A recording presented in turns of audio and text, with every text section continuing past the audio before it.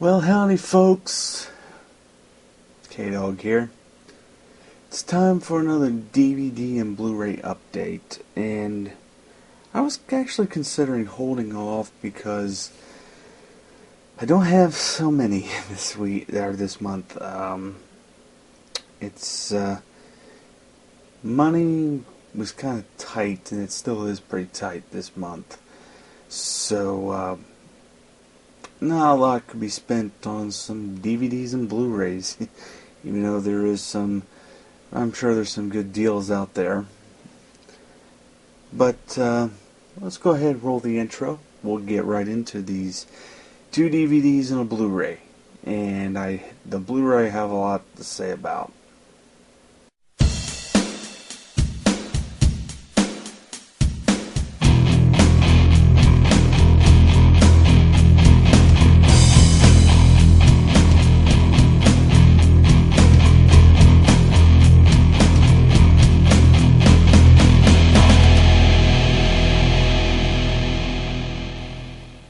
Well, welcome. The first DVD here is a 1970s classic. I'm trying to think what year it was. 1975 Al Pacino, Sidney Lumet film, Dog Day Afternoon. I picked this up at Big Lots for, I think, $5 at the time. Well, this past month. So basically it's about these two guys. They rob a bank, and when they arrive at the bank, the money has already been stolen. Instead, they hold the place hostage, and it's quite controversial film, and just the subject matter, what takes place in the film. Actually, it's about two homosexual men, is what it's really about, robbing this bank, and just so the other one, the reason why they're robbing the bank basically is so the other one can have a sex change and start dressing up like a woman. Oh, what a world we live in, huh?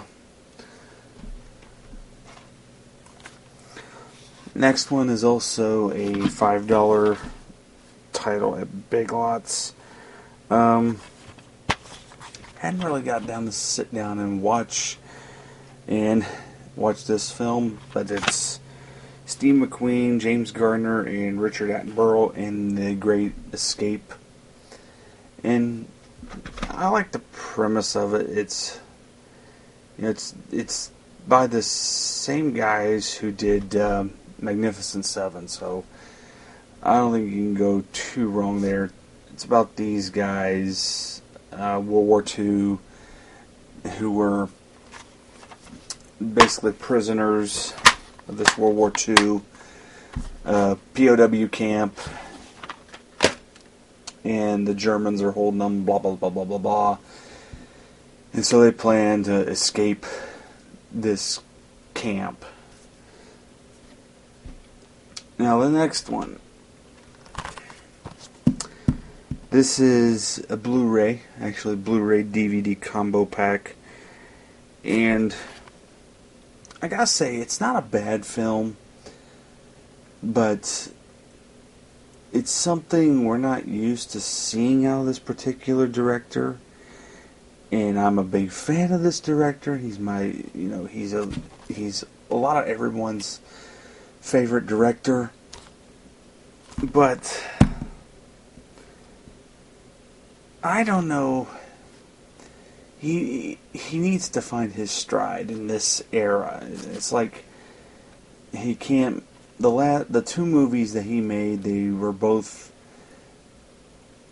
Well, it was this one and another film. They came out theatrically within a couple of days, and both of them bombed at the box office. What am I talking about? Steven Spielberg's The Adventures of Tintin. Now, this is, of course, with collaboration with Peter Jackson. And this is a switch for Spielberg because this is the first, well, not the first, but the first big special effects movie that was not done by ILM. It was done by Weta Digital. And what really ticks me off about this movie, I'm not saying that this movie is bad or anything like that, but I began watching it. I've watched about half of it, and it really kind of irritated me because it's basically Indiana Jones done in the same style as Beowulf or the Polar Express. So why on earth didn't Indiana Jones do better? They do a better job with Indiana Jones. But still, this film was a bomb, as well as War Horse. I'm not saying that he shouldn't have collaborated with Peter Jackson or anything like that. I just don't understand why it had to. It may have been something that shouldn't have never been adapted, or maybe not too many people understand. Well, I better take something back here, because this was a box office bomb here in the United States. Overseas, it was a huge hit. Matter of fact, in Europe, it was a huge hit. But that's where this story originated. It's a French tale, or it's a collection of series of books, kind of like a Lemony Snicket like thing. But it just didn't do too well here in the States. Maybe, I don't know if it's because this isn't really a popular thing here in the United States, or they just couldn't see Spielberg and Jackson pairing up together.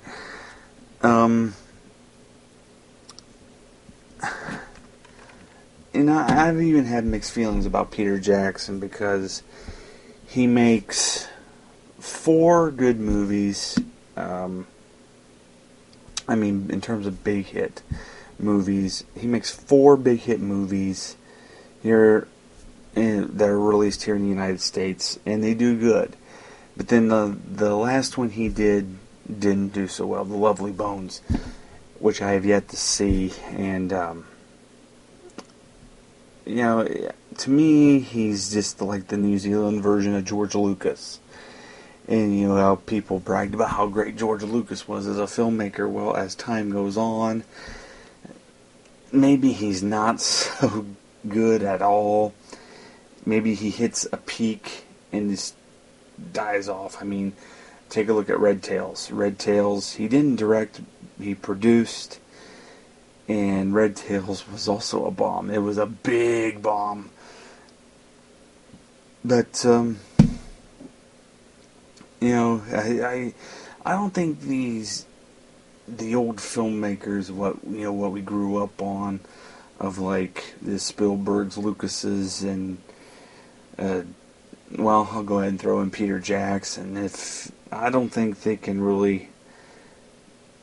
They can tell a good story, but it's a matter of how to adapt in this culture. It's like the whole world has, obviously the whole world has changed. The standards have changed.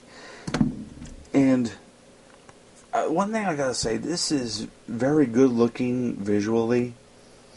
I mean, Weta did a super job creating, I call it hyper reality film. With, it's real actors, but it's completely computer graphics. They did a really good job at recreating things like that, but it's I can't even say what I want to say. It's like they have a tough time finding an audience now. And pretty much Spielberg, he's built up enough credibility that he can make whatever he wants and put it out there, even though if he doesn't really need to direct it or make it. But I love Super 8. I love Super 8. I was a big fan from that when I saw it. I saw it opening weekend, and I thought it was great. I thought it was a great movie, but that's what we need to get back to. We need to get back to the old style of, Spielberg needs to go back to that.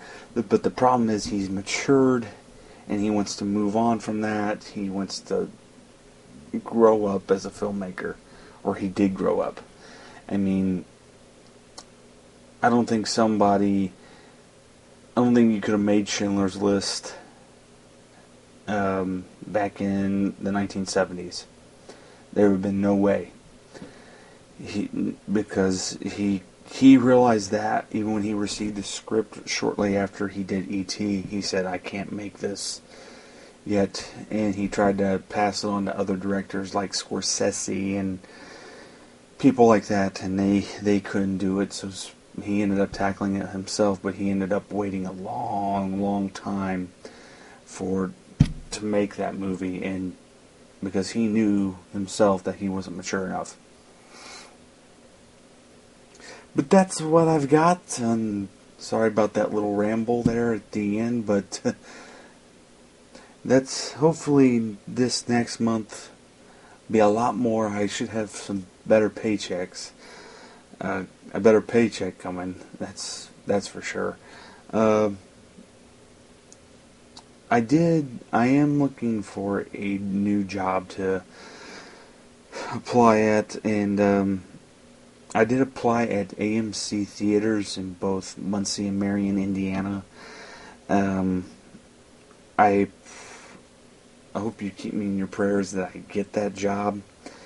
And it's film projection, and I would love to work with that. I don't know how, but I would love to, do stuff like that. Call me crazy, and I know it's not the best paying job, but, I've worked with video. I actually have a degree in broadcasting, but money's tight. That explains why I sacrificed the quality. Okay, if I had some decent money, trust me, this would be a high-def camera and the whole bit. I still upload them 1080p, but the quality is very jerky. You see, the frame rate's not that great. See that? But thanks a lot, and so from me to you, see you later.